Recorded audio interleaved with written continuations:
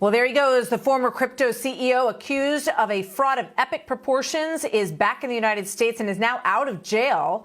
A judge released him on $250 million bond with a lot of stipulations. He will live with his parents until his trial. His next date is January 3rd, court date. In moments, former federal prosecutor Andy McCarthy and the Wall Street Journal's James Friedman weigh in. But first to Fox Business Chief National Correspondent Connell McShane, who is live at the courthouse here in New York City. Hi, Connell. Hey there, Martha. $250 million. We've never seen anything like it. What a number. His parents had to co-sign on the deal, put their house up as collateral to help secure it, which is fitting, I suppose, because Bankman Fried has been ordered to live with his parents, awaiting trial at their home in California. Let's take a look at him as we saw him earlier today. Bankman Fried exiting the courthouse here in Lower Manhattan. Really not much of an expression on his face. He was not asked to enter a plea today, and this is how not only it looked, but it sounded as SBF made his way to the car. Back up, back up, back up, back up. Get out of my car! Get out of my car!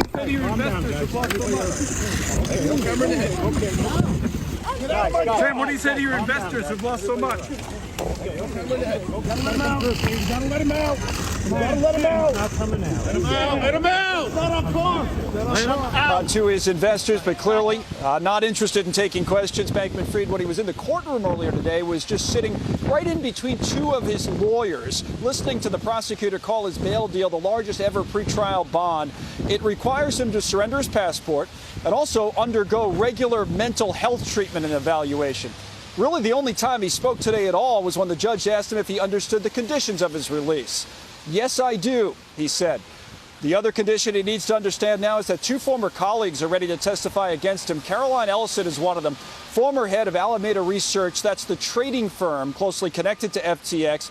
She pleaded guilty on 7 counts, while the FTX co-founder Gary Wang pleaded guilty on 4 counts. Both of them are now cooperating with prosecutors. So for now, here's this 30-year-old Sam Bankman-Fried, months ago heading up a company that was said to be valued at $32 billion, himself a billionaire several times over, headed to his parents' home in California to await trial on charges that could send him to jail for a very long time. Martha?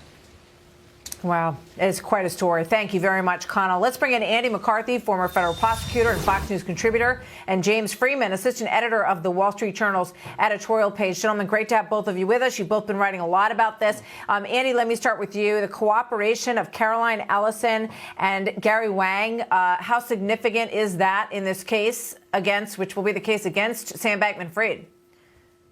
Well, it's highly significant for a couple of reasons, Martha. One, of course, the Southern District of New York, my old stomping grounds, got both of these accomplices or alleged accomplices to plead guilty to the same conspiracy charges that SBF is charged with.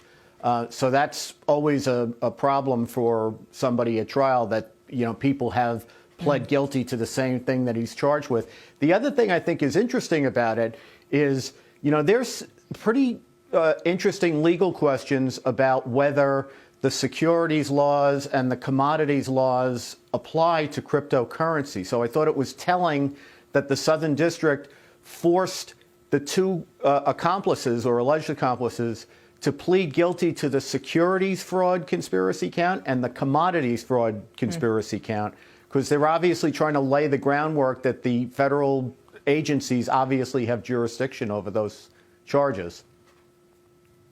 Yeah, he had a cushier stay in the Bahamas than we thought. We heard it was such a horrific prison. He had air conditioning, cable TV, a personal cot, his own toilet, running water, vegan food options. James, what do you think about all this today?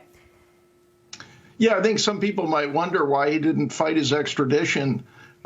He's entitled to the presumption of innocence, but it's possible that he thought drawing this out for as long as he could wasn't necessarily going to change the result. As Andy mentioned, the fact that you've got criminal fraud pleas by his close associates, these are people right with him at the heart of the organization, Alameda, the trading firm, and then FTX, the cryptocurrency exchange. So he'll have his day in court, but The fact that you've already had a series of fraud convictions, and the bar, of course, is lower with the regulators, the SEC and the CFTC, bringing civil suits. So, yeah, I would think it would be hard for him to be optimistic.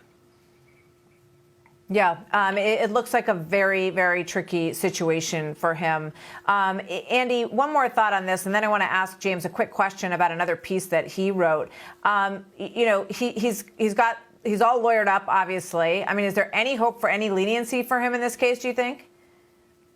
Well, you know, obviously, Martha, the two accomplices quickly got in the door, pled guilty, and struck cooperation agreements. So to the extent that leniency is possible, it would be in his interest to get in and settle the case quickly. Yeah. At the same time, you know, I looked before we came on, Bernie Madoff was sentenced to 150 years. Now, his fraud was bigger than this one, but we're still talking in the billions of dollars. So he's got a lot of exposure. Extraordinary. James, you wrote a couple of pieces this week on wind energy, which is something that we've been digging into. We've done a number of podcasts on this topic.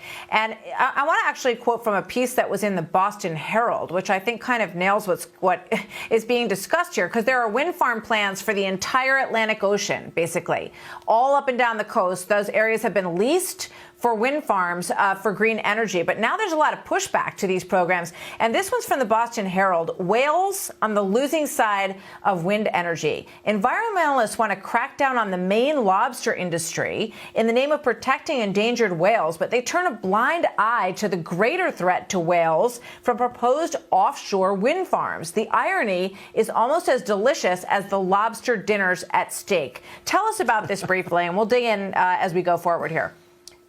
Yeah, and kudos on all your work on this. I think it's great that you've been pointing out that, first of all, there's a lot of CO2 emission when you create these massive wind farms. You've got to create the concrete and bring it out to sea and then erect these massive virtue signals off the ocean floor that go up above the water, and you have the big turbines, which, of course, a lot of those materials are created in China and they burn a lot of CO2 making them. But we're also seeing this whale issue where that sound, that the whoomp, whoomp, whoomp, as the turbines go around on a big wind project, it's extremely destructive to whales. It also, when you create this network of wind farms offshore, you really disrupt their habitat. So on top of it all, just to make the sort of environmental economic madness of this picture complete, whales are also a carbon sink. They absorb a lot of carbon. They support phytoplankton, which also munch a lot of carbon. It's extraordinary. And, you know, yeah, terrible. We got to leave it there. James, thank you very much. We grew up with the Sierra Club. They're nowhere on this. And Save the Whales. Thanks, you guys. Merry Christmas. Hey, Sean Hannity here. Hey, click here to subscribe to Fox News YouTube page and catch our hottest interviews and most compelling analysis. You will not get it anywhere else.